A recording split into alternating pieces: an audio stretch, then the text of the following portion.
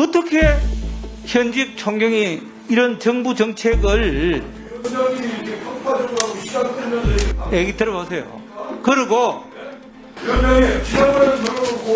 이 경찰국 신설과 관련해서는 법제처가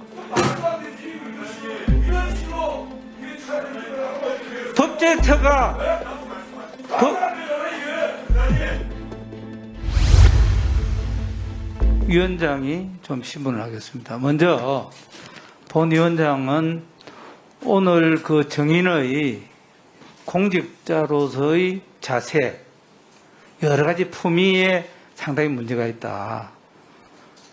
이 대한민국 국회 의사당에서 현직 총경의 경찰 간부가 발언하면서 개무식한 얘기를 하는 것을 내가 보고 깜짝 놀랐습니다. 또 야합에 의해서 추진됐다. 경찰은 행안부 장관의 부하가 아니다. 경찰위원회가 있는데 경찰국 신설이 왜 필요한가? 경찰서장 회의는 합법한데 단지 직무명령 이 부분 때문에 우리가 감찰을 받고 있다. 뭐 이런 여러 가지 얘기를 했습니다. 본 위원장은 대단히 죄송하지만은 정인의 논리에 동의할 수가 없다 하는 말씀을 드리고 제가 하나 질문을 할게요. 문재인 정부 그 앞에도 계속적으로 경찰 인사, 총경급 인사, 본 의원이 파악한 바에 의하면 경감급, 경정급 인사도 청와대에서 엄밀하게, 그것도 민정비서실에서 이런 여러 인사가 지금까지 이루어졌습니다. 그럴 때는 여러분들이 왜 말을 하지 않았는가? 본 위원장은 소방, 경찰, 공무원의 직장 협의회를 해야 되겠다는 법안을 발의한 위원으로서 얼마든지 소통의 공간이 있는데도 불구하고 이렇게 대규모로 또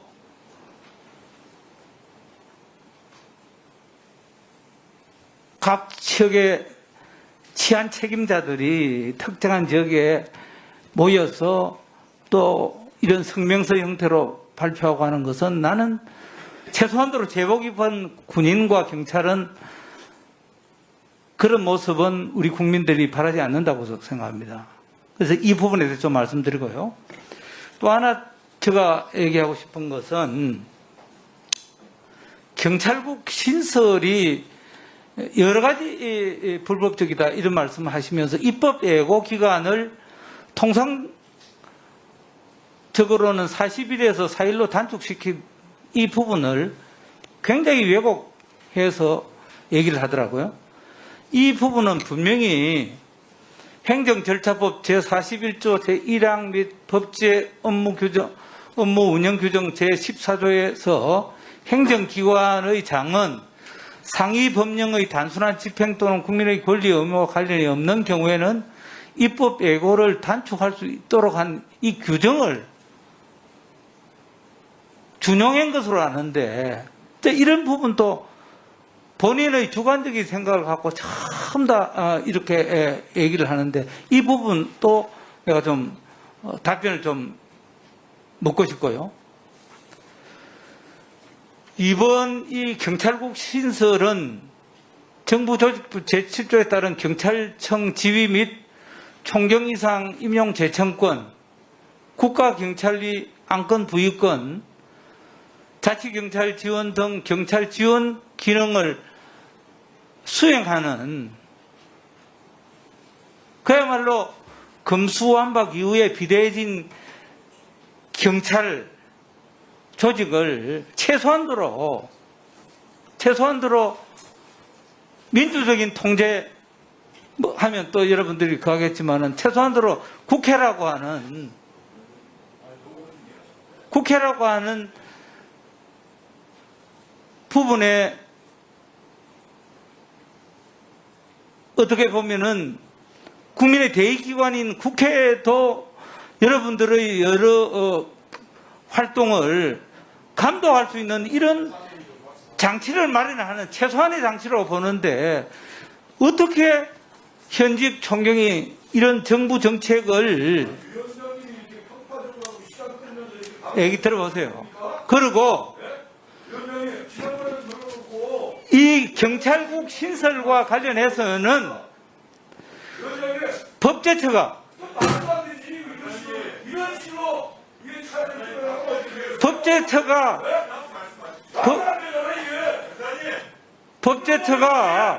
적법하다고 얘기했는데도 불구하고 현직 총경께서 불법이라고 단정한 데 대해서 답변합니다. 네, 말씀드리겠습니다. 제가 말씀드리겠습니다. 그 행안부의 경찰국 신설이 국민의 인권과 생활과 관련이 없다고 하는 부분에 대해서는 전적으로 동의하지 않습니다. 제가 계속해서 말씀드렸는데 이 행안부의 경찰국이 신설이 되고 경찰국을 통해서 또 지휘규칙을 통해서 경찰을 지휘통제하고 행안부 장관의 지휘통제하에 들어가면 과거에 우리가 권위주의 아니면 군사 정권 이럴 때 치안국에 의해서 통제를 받을 때 했던 그런 잘못된 박종철, 이한열 열사의 죽음과 같은 그런 그 시민의 인권을 심히 훼손하는 그런 일이 재현될 가능성이 있다고 조차 말씀드렸기 때문에 행안부의 경찰국 신설 이 문제는 그리고 지휘규칙 이런 문제는 정말로 국민의 인권과 직결되어 있는 정말 중차대한 문제다. 그래서 40일 이상 의견 수렴을 해야 되는데 그거를 인권과 관련 없다고 단정하시는 것에 대해서는 전적으로 동의하지 않습니다. 예. 위원장님도 발언을 하실 수가 있습니다. 그러면 발언을 정식으로 하시면 발언 신청에 따라서 시간 타이밍을 재고 정확히 발언을 하십시오.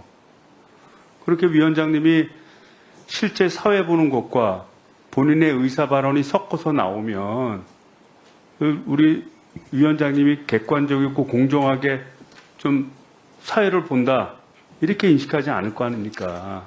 그러니까 사회를 보시는 내용은 사용을 보시되 또 관련 사항에 대해서 의견을 개진하실 때는 관련 사항에서 발언을 하겠다 해서 정확하게 시간을 받고 그 다음에 발언을 하셨으면 하는 바람입니다.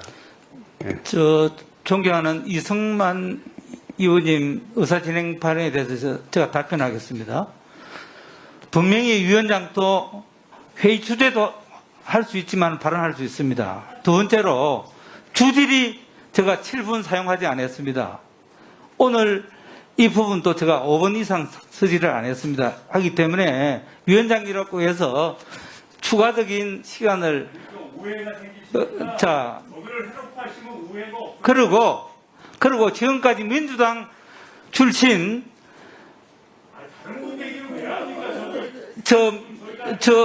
민주당 출신 위원장들도 이 사회 속에서 자기 개인의 정치적인 발언을 다 했습니다. 그 부분에 대해서